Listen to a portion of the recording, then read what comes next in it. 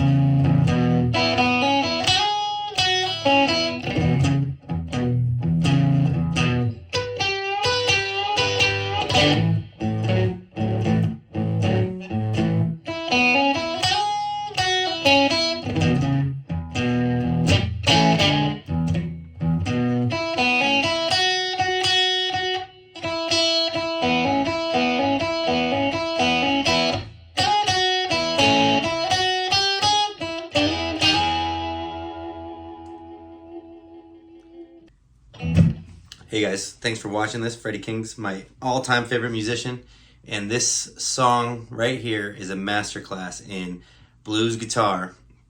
Not just soloing, but making things feel really good. So if you're watching this video, thank you, because I love Freddie King, and this is an important one, just for everybody's blues playing. The melody,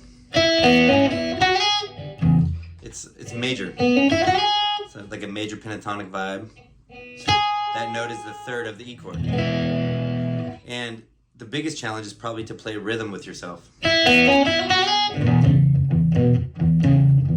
So you're filling in all those holes in the melody with your standard grinder, chugger, and which this is interesting because a lot of cats have a hard time playing with an open rhythm in there, just leaving a big hole. A lot of guys have a hard time going.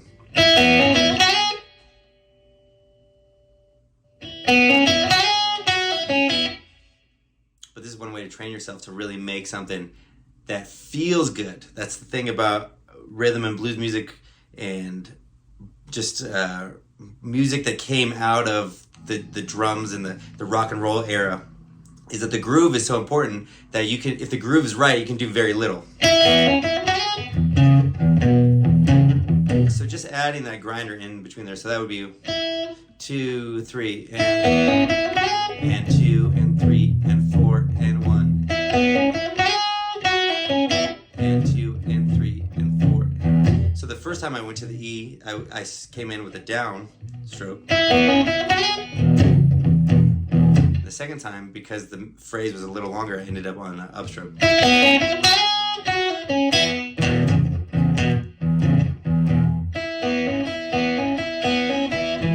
Okay, that one's cool. Coming in right on the downbeat, not so bad. That's the 4 chord.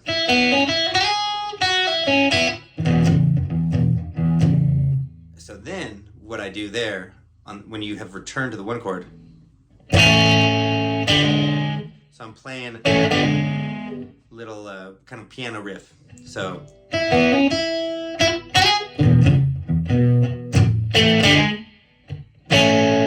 down.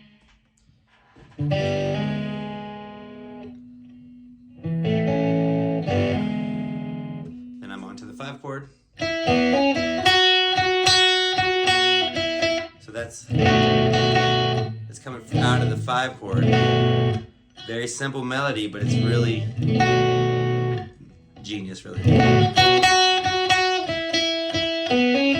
Look, that one goes in the A7. Now this lick is a little rough.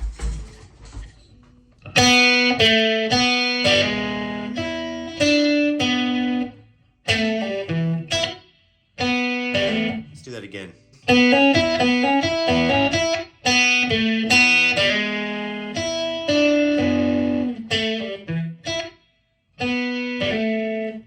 Let's B7 again.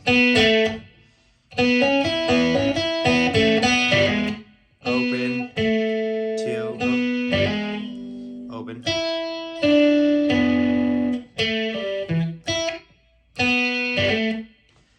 So the next time the melody comes in, he does a little alteration in the beginning. He goes, you just go crazy with that. And then he's back on the same original melody.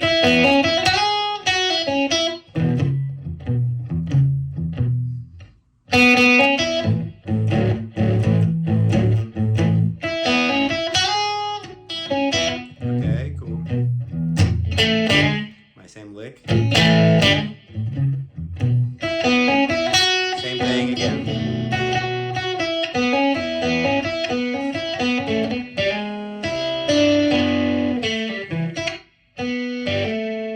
Now this is super cool little trick. So it's just a super funky bass line, bass riff, and it takes up 2 bars. That's the root, the 3rd, the 5th, 7, 6. So and then the root again. So this is all outlining an E7 chord or an E6, E13, something like that. The 1 chord.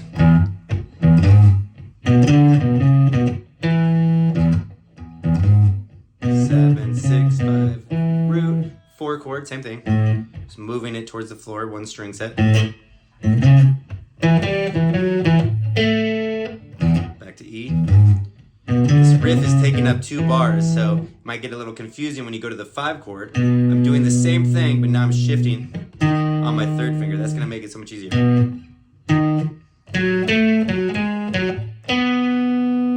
Same thing, I just started my root there. But it's not going to the 4 there because it took up 2 bars. Back to the 1. Now we have kind of a piano riff or a surfy riff. What I'm doing is power chord. Let me show the right hand too. Let's show this. Show it all. We don't need my face. We need the guitar. Here we go. So I'm hitting that root on the upbeat with an upstroke.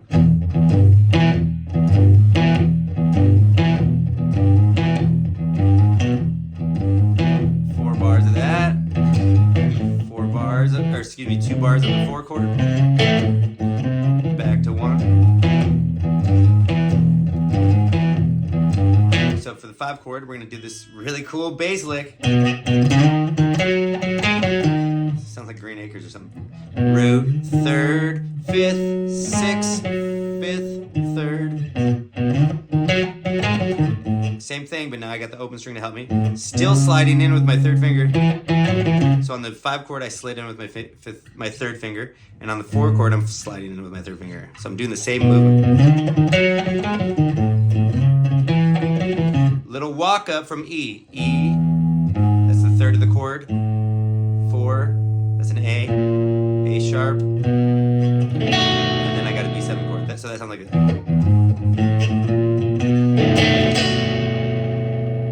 Okay, very nice. Now we have the moment of truth. The thing most often played incorrectly, or the thing that most guys are shying away from, is this chord hit with the 6 going down. Super cool. So we got an E9 up top. The E is here. The 3rd is there. The 9 is on the 11th fret of the 3rd string. And the 7th is there. So it's got the 7th in the bass.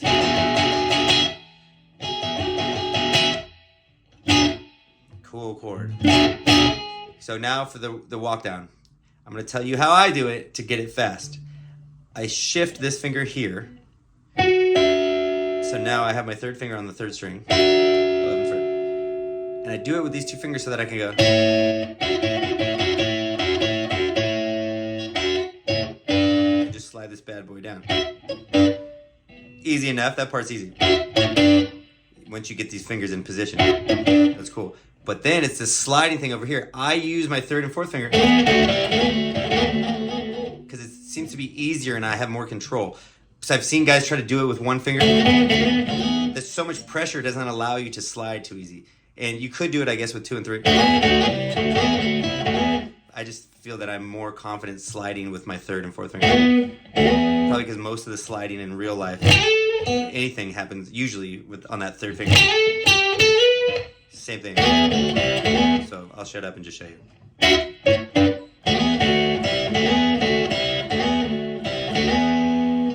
Doesn't have to be exactly that, but if you really listen to Freddie, even if you can slow it down, he's got this magic where he just it seems like he's doing very little, but then when you break it down, it's rhythmically very complex.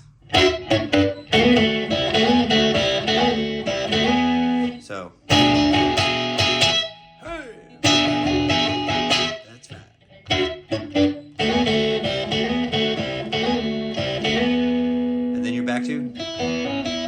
But now it's the 4 chord. So that whole run with the chord and everything, if you didn't notice, that's all happening over the 1 chord. It's 4 bars of the 1, but instead of chugging along or soloing, you're doing this cool hit. That's all happening over the 1 chord. So when you come back in after this, you're on the 4.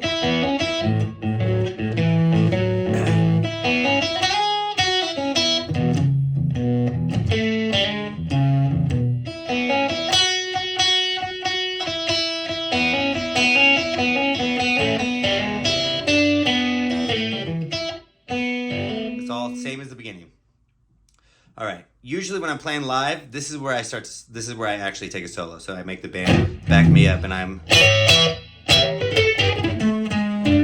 doing my solo. Hopefully leaving big holes like Freddie King would do. Or Jimmy Vaughn. Using the space, using the groove of the band as a whole composition. Anyway, if that doesn't happen on the record, he actually goes into the Peter Gunn Spy Hunter riff.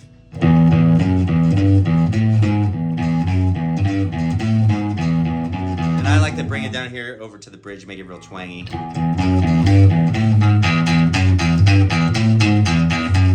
Super aggressive. Then you do it on the 4-chord. All downs. I want it to be aggressive and kind of janky. 5-chord. So Freddie will just play the. Actually, I think he just plays one note. I play the whole chord, but he just plays the root. And then it goes to the 4-chord. Back to the 1.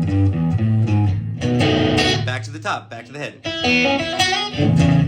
Everything here is pretty much the same. But I saw Freddie on a live performance in the 60s. He, at the end, right here, he goes. And I thought that was just super hip, little change. So he goes, back to the top.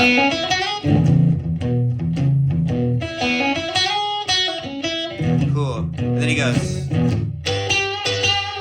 I just think that's super tough. And then he's back here.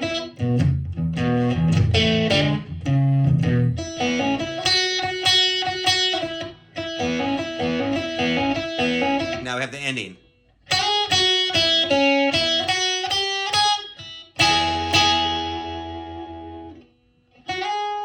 Third, second, sixth, fifth, if you're talking chord tones. 2, flat, 3, 3. And then he plays a major third, E and G sharp of the chord. So.